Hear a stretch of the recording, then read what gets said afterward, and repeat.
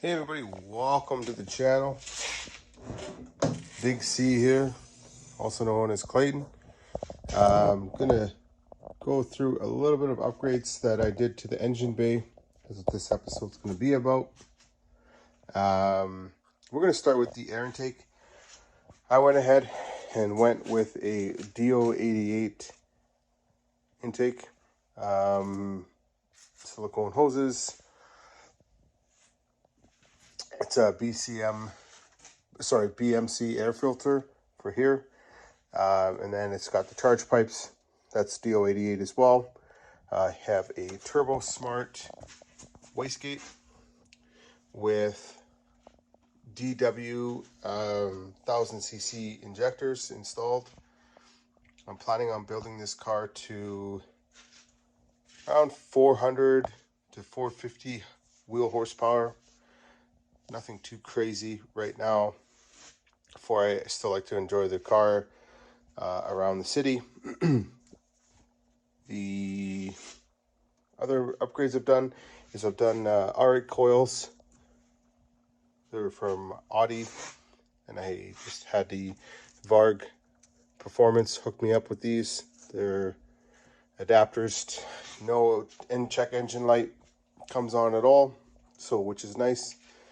And I'm using with those. I'm using Denso LFR 7 AIX 2309 spark plugs.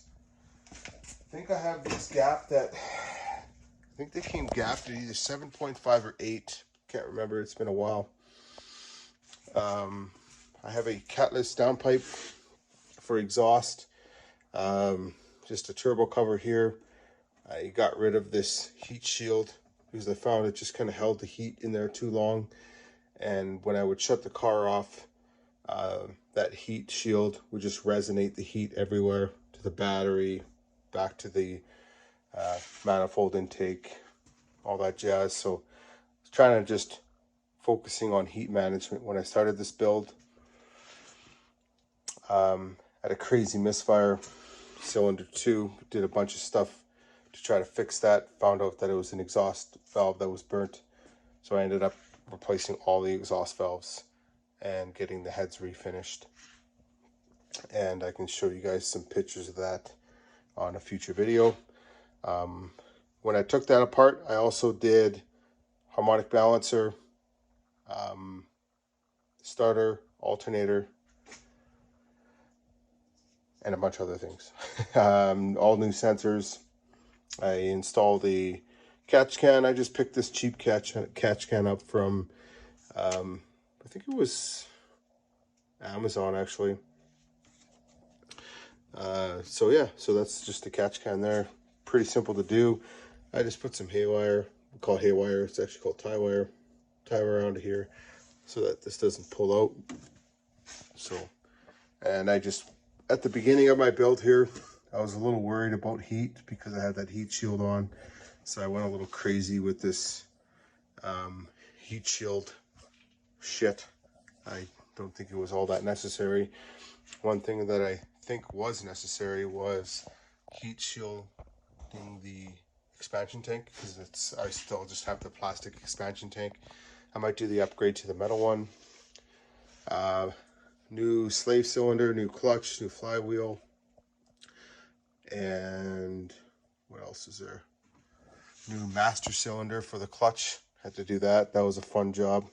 That's a pain in the ass actually to do because it's right down in there in the corner. Of course, when I bought the car, there was vacuum leaks everywhere, a bunch of cracked hoses and shit like that. So if you're ever wanting to do a build on the B284R motor, you want to make sure that all your vacuum lines are good first. Do a smoke down test, do a leak down test. Make sure your exhaust valves are good, your compression's good before you start dumping money into the motor. I wasted a lot of fucking time with that shit. So, and to protect the ECU, I just put a little heat shield here.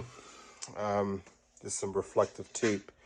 I am running meth on this kit here, so you can see the meth injection.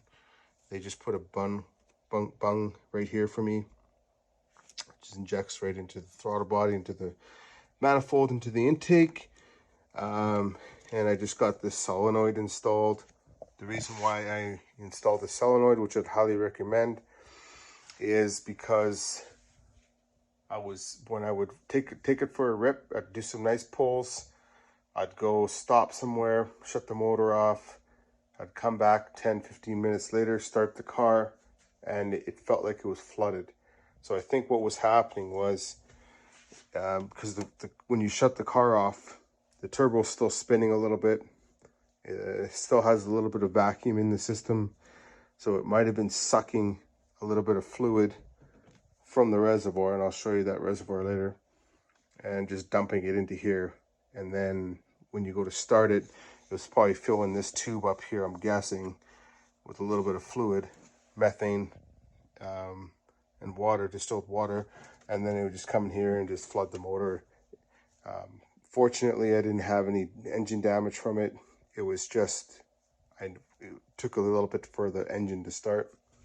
Just kind of like an old vehicle when the fuel pump, I think the fuel pump would go, or I can't remember now what it is, but it would be where the engine is flooded all the time. So I think it's something to do with the injectors, maybe it wasn't holding, or something with the ECM or ECU was allowing fuel in and dumping it in. So anyways, so yeah, what else have I done here? Oh, I got the secondary air delete. You can see the secondary air delete just right there. That's done. I polished the heads on here. I painted the back one. This was it was a lot of work to do it, and I wouldn't do it again, to be honest with you. I am more than happy with the results, but I don't think I would do it again. It was painful. This here took me, like, this part here, just this head cover, took me, because I was doing trial and error. Started with a drill, created a bunch of scratches, had to flatten it out. Took me fucking forever. It was like 40 hours, I think, for this part, and then it was about 22 hours for the main part there. And if you guys are wondering what these are, those are actually lug nut covers, and all I did was I used hot glue and put them on. If you're not running a meth kit, I would not recommend doing that, because by the time your motor sits with the meth, this is ice cold. When I shut the motor down, this is ice cold. I come back 20-30 minutes later, this is warm. It's not hot. Before I had the meth kit installed, this would be like boiling hot. I couldn't even touch it. I'd have to take my hand away or my arm away. So the meth kit really helps with controlling heat in this engine bay, and also getting rid of your fucking heat shield shit here and allowing the air to flow through nicely. I feel like that's helped a lot with managing the heat that comes out of this motor. The turbo, I'm getting a turbo upgrade. I'll show you guys a video on that. I might even do a video on the install. I know Weakest of Weeks, he's done a video. I've watched his video a couple times on his turbo swap that he did. He got his turbo from BC Innovate. I am getting my turbo from Matt from Varg Performance.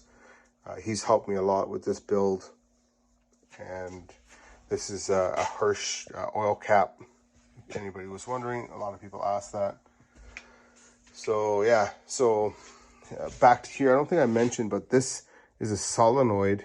So this is always shut off until it reaches the boost pressure, which signals the controller in the back, which I'll show you guys right now. And it will, as soon as it senses the boost, that opens, and then the pump will run and then shoot meth into the motor. And I was doing some logging with this car, pulling it pretty hard, and the because of the meth kit I installed, there was almost zero knock. It was 0 point or 1. I think there was 1 knock that happened on a 3rd gear pull, and I did that multiple times and it was exactly the same. So this shit like works for this motor. I would highly recommend using it. So I installed it here. The pump is just down hidden underneath there. The guys at Auto Leader helped me out with the wiring. They wired it into here, into these fuses on the side, on this side. So that's the meth kit installed there. I always make sure I have a full container of meth just in case I run out. And then the controller. So if you guys can't see this very well, but the controller is right there. I have it set so it starts spraying at 5.5-ish, and it max sprays at 20. So my 3rd gear pull right now is 20 or 21 psi, roughly around there for boost. So yeah, and then I got the black albums here. It's a 3-inch catback exhaust, straight back. I was able to keep the Turbo X exhaust tips on both sides, and I installed this little lip on the bottom. I found the bottom of the car kind of comes way too high. I don't like that. I like it a little more level looking. So, and the guys at Auto Leader, sorry for the shitty video, but they helped me out huge. They installed 2 resonators on each side, and the guys at RC Auto in Calgary, the RCTS, I think it is, they did the exhaust, and that's full stainless steel exhaust, and it duals right there. It is quite low, so if you're doing a 3-inch exhaust, it's nice to do a custom exhaust so you can keep everything low. And I got the Hirsch wheels, did some white stickers on there, Continental. I find it just brings this car to life a little bit because it's so dark, and I try to keep it as clean as possible because why not? It's a Turbo X, right? And there's not very many of these around, and it's a 6-speed manual, so why the hell not? I'm just rocking stock brakes for now. I'll probably rock stock brakes for this year. Next year my upgrades will be upgraded brakes, and then I'll probably track the car, have some fun with it. I painted these guys black. They got a bunch of light little coats of this metallic black, so it kind of matches the car a little bit. It's a little blacker than the car because the car's got a little bit of purple and a bunch of other colors. It's really neat, the color for this car in the sun. It's not like a solid black. Installed these little Saab guys here. Of course, gotta have the Saab album there. View from the passenger side here. In the car. Varg Performance hooked me up with these stickers. Just stuck them on nice. Got one in the back there. The kid's car. My kid loves driving in this car with me. Yeah, sometimes I let him drive. Well, steer, but factory brakes. Well, not factory, OEM I should say. Just painted the calipers red. So, and then Varg also supplied me with this ground kit. So this just because apparently the grounding in this car is shit, the factory grounding. So Varg, Matt from Varg there, hooked me up with this kit, and it's supposed to ground the car a lot better because the ECU is grounded to here, and this grounds to the car. It's supposed to help with a lot of things, fuel economy, how the car, the responsiveness of the car. One upgrade I'm looking to do is upgrading the shifter. So underneath this shit fucking heat shield here, I want to get rid of that thing, but I don't, because it kind of helps to keep the heat away from that gearbox at the top, which I don't want to have that see too much heat. Anyways, there's a kit that you can buy that helps with the stiffness of your shifter. My shifter is a little bit loose. I have a short shifter kit, but it just comes with the bolts. I'm going to show you what it is. Anyways, there's the top of the hood there.